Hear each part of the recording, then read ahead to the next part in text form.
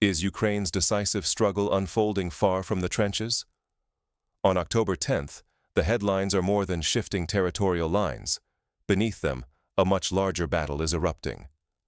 Overnight, chaos erupted in multiple regions, as coordinated airstrikes shattered underground bunkers and drone swarms hammered military trains, targeting deep into areas once thought safe.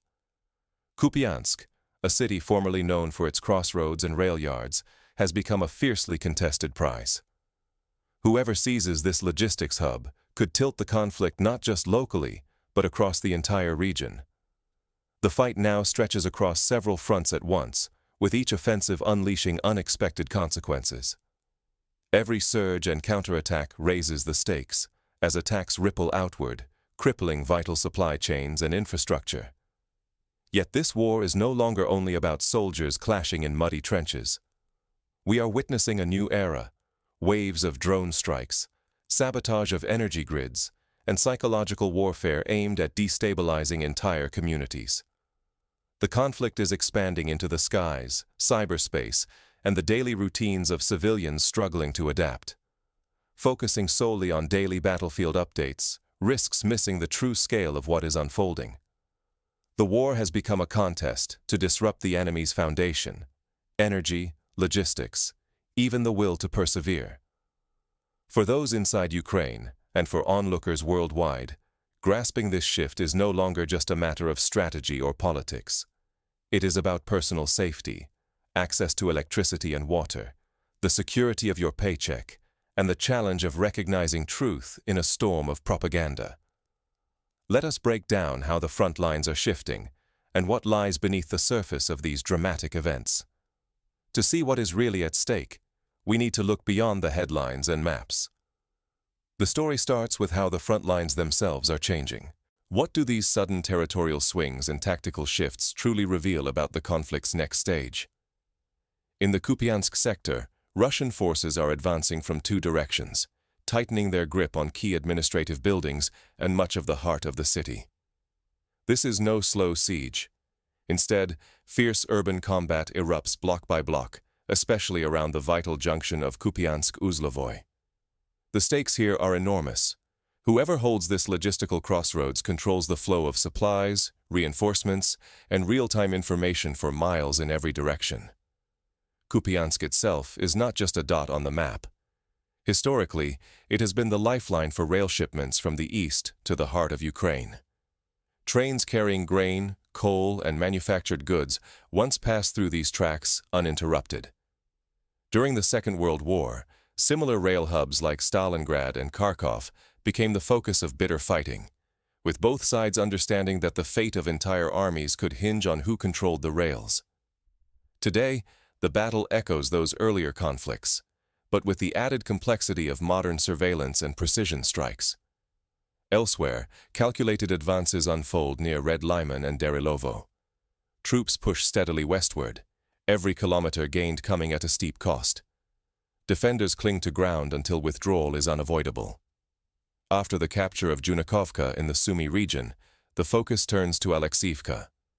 Here, under a shroud of thick fog, Russian units execute a swift, covert maneuver, using low visibility to slip past enemy lines and seize new defensive ground. The use of fog and weather as tactical assets is not new. In the Korean War, for instance, United Nations forces often leveraged fog and smoke to mask movements, launching surprise attacks and repositioning artillery. Similarly, in October's Ukrainian fog, columns of armored vehicles and infantry units disappear and reappear, frustrating reconnaissance drones and forcing both sides to rely on old-fashioned intuition and nerves of steel. Yet not every front shifts so dramatically. The southern sector endures as a model of entrenched positional warfare. Both sides dig in, transforming the landscape into a battered no-man's land dominated by artillery exchanges rather than sweeping offensives. In forested areas and rural fields, the struggle is grinding, ceaseless, and lethal. Drones, heavy shells, and precision airstrikes are constants, making every step, forward or back, a costly gamble in lives and resources.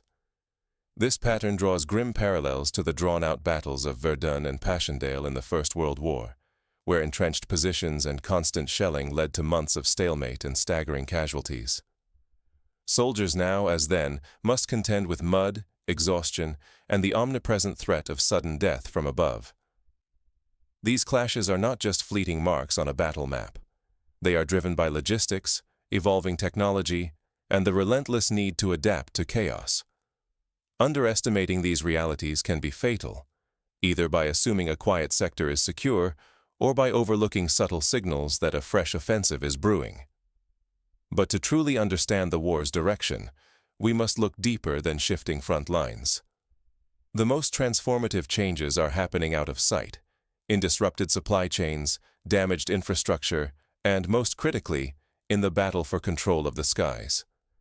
Now let us examine how these hidden campaigns are beginning to redefine the entire conflict. The war's true evolution is unfolding far from the front lines, where new tactics and technologies collide. In this next section, we unravel the silent battles threatening the systems that keep entire regions functioning. What happens when war evolves to suffocate entire regions, far beyond any visible front line? Across Ukraine, waves of precise, punishing attacks are now aimed at the country's vital energy infrastructure. Entire cities and swathes of countryside are repeatedly plunged into darkness. Millions find themselves without electricity, water, or heating. This sudden deprivation is not just inconvenient, it is dangerous, especially as winter closes in and daily rhythms collapse. To illustrate, consider the city of Kharkiv. In early spring, a single missile barrage destroyed 3 main substations in rapid succession. Within minutes, streetlights flickered out, water pumps fell silent, and hundreds of thousands scrambled for candles, batteries, and bottled water. Hospitals switched to backup generators, but even these reserves began to sputter after a few days. Schoolchildren huddled in cold classrooms, and grocery stores ran out of essentials as resupply trucks were delayed by damaged roads. But the assault stretches well beyond power grids. Fuel depots, key railway junctions, repair hubs, and logistics centers have all become targets. Every strike sends shockwaves along supply routes, delaying desperately needed repairs and choking the arteries that keep communities alive. Drone warfare has shifted into a new, relentless gear.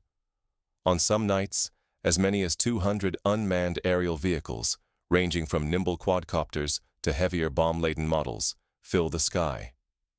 Even the strongest air defenses buckle when faced with so many simultaneous threats, exposing gaps and wearing down crews. These drones are not mere flying bombs. Analysts describe increasingly sophisticated technology on display: manual remote controls for complex flight paths, incendiary payloads designed to start fires, and sensors meant to outfox traditional interception systems. Necessity is driving rapid innovation, turning Ukraine into a proving ground for next-generation warfare. For instance, in August, a drone swarm penetrated multiple layers of radar coverage near Odessa, targeting oil tanks and supply warehouses. Civilian volunteers joined military crews in tracking the drones via mobile apps, relaying their flight paths in real time. Despite these efforts, one drone slipped through, igniting a fire that burned for hours and disrupted fuel shipments for days. Now, chemical and environmental threats stalk the landscape as well. The recent sabotage of an ammonia pipeline unleashed a toxic cloud over several settlements, instantly putting thousands at risk and sowing long-term ecological danger.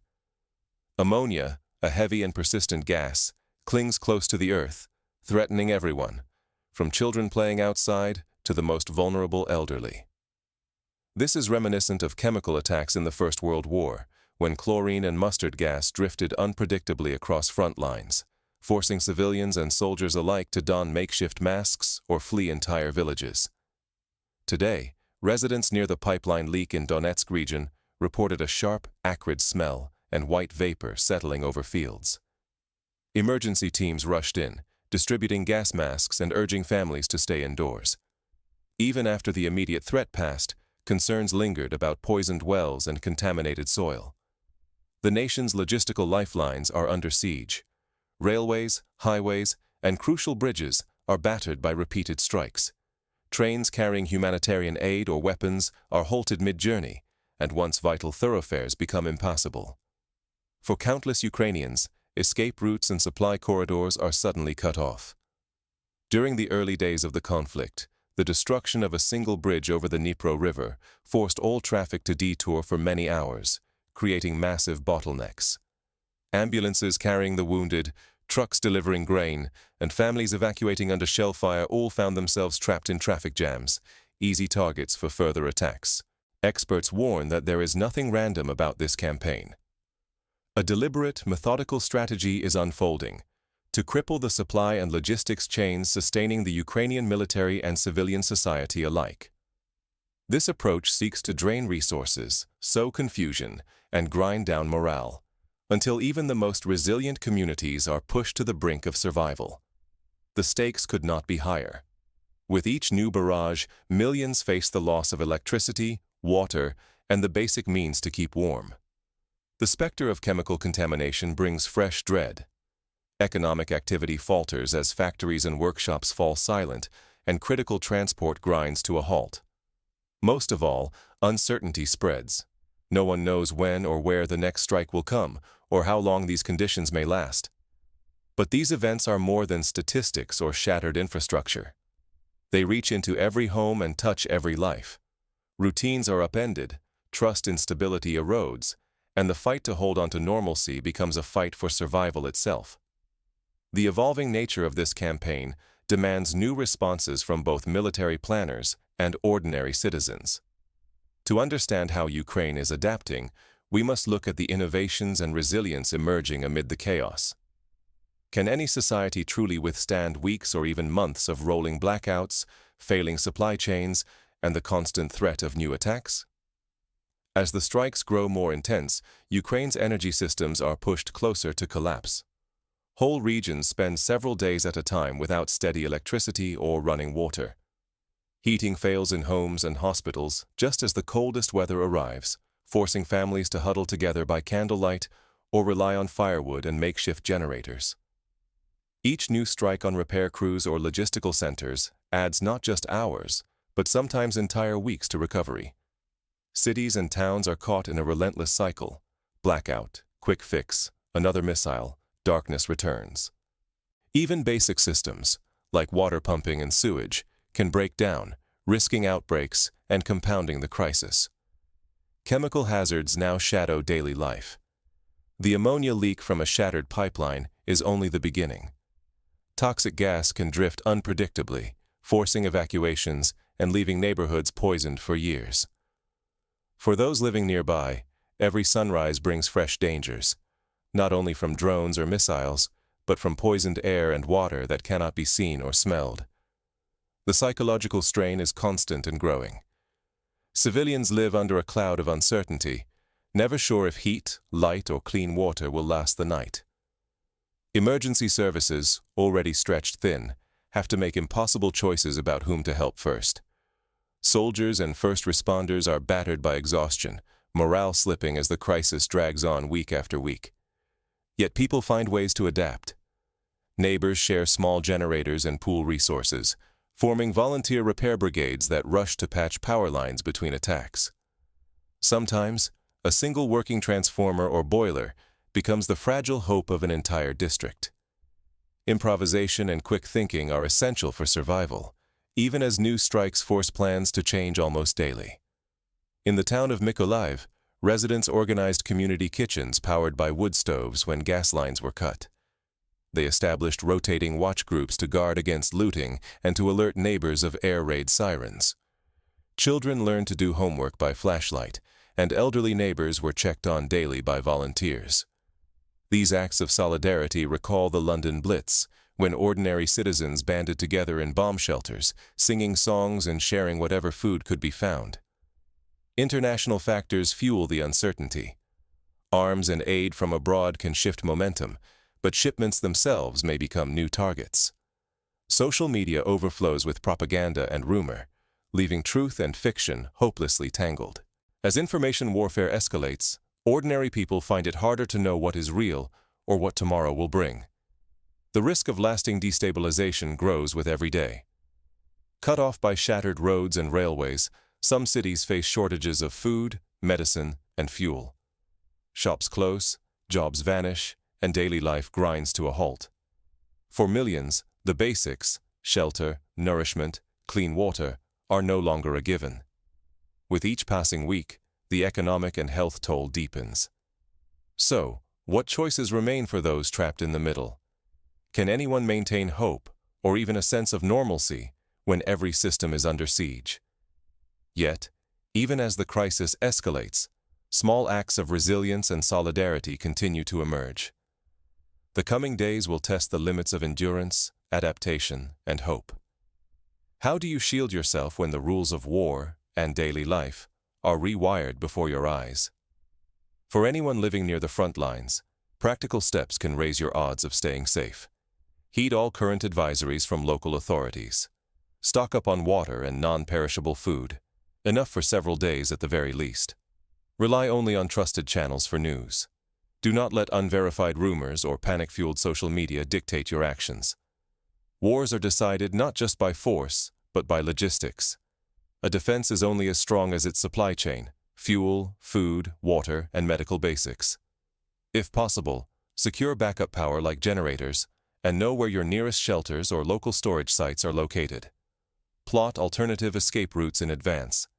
Even minor preparations, such as noting side streets, can prove life-saving if main roads are cut off or dangerous.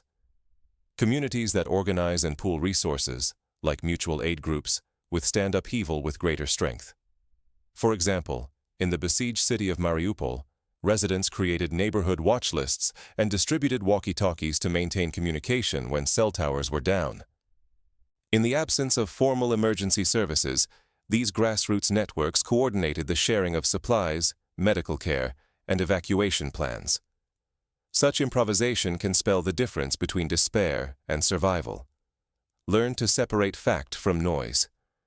Misinformation is a weapon, and emotional headlines can cloud judgment. Always double-check details with several reliable sources before reacting.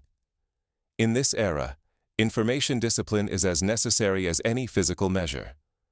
Lend support to your neighbors, especially the vulnerable, by sharing supplies or volunteering with local emergency teams.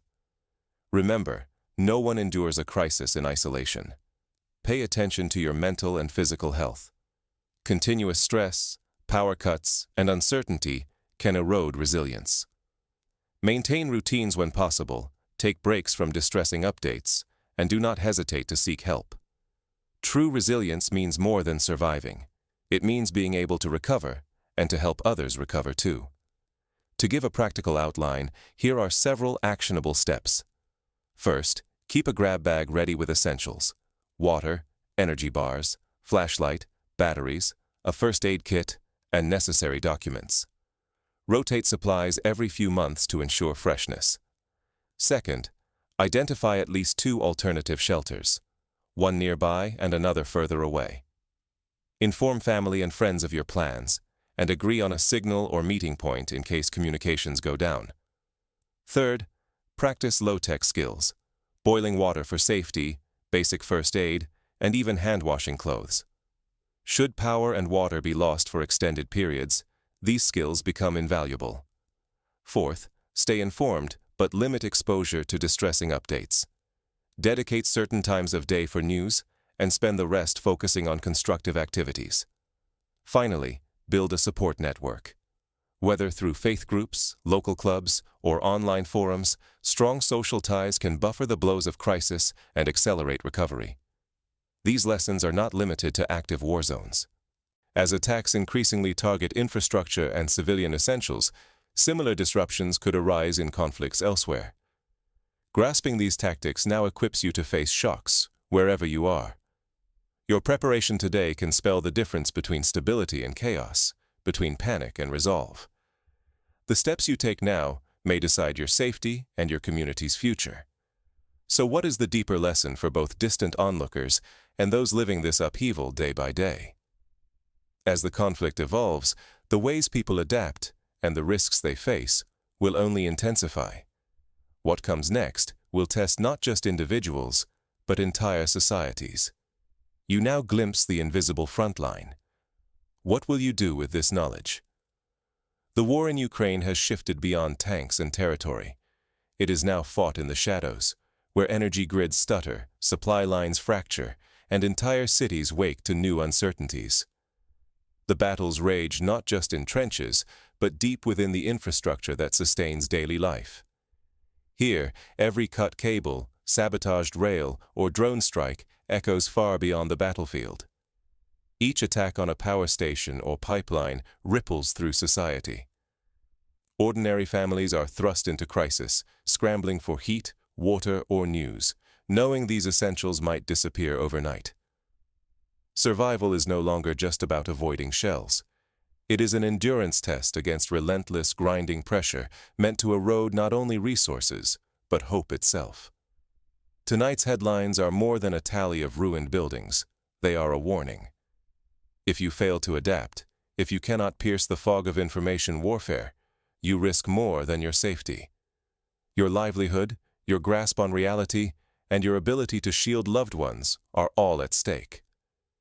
Economic tremors, sudden blackouts, and manipulated narratives can upend entire communities long before the sound of gunfire arrives.